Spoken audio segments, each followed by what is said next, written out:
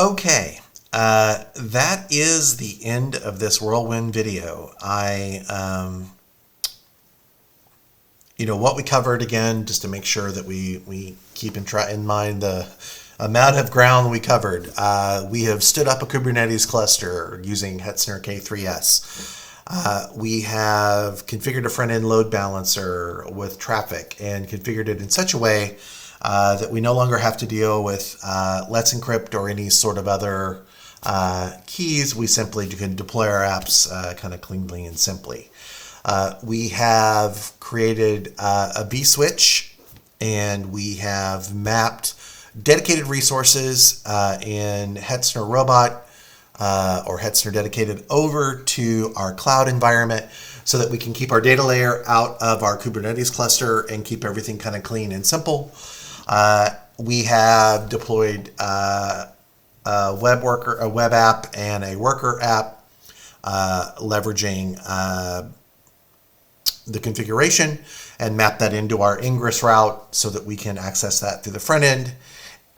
We have set up Docker and set up Keel to automate deployments, and we have looked at a script to use GitLab CI to push images to Docker Hub, which will trigger a webhook to Keel, which will trigger a deployment in our cluster.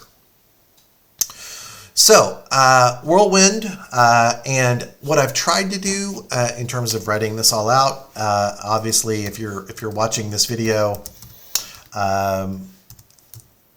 you have access to the base scripts and the YAML files that I used. The README file itself, both links to the other sources that I used as reference, as well as has all the data that you need, or that I used, or every config that I used in order to get this up and running. If you have any questions, the place to go is Growmance. So Growmance is a Slack community for kind of growth marketing, growth hacking that I lead and manage, and you can access me there. I'm on Discord. I am within the Expo community for deploying. I am in the Go Rails community for Rails apps, and any other number of communities as well.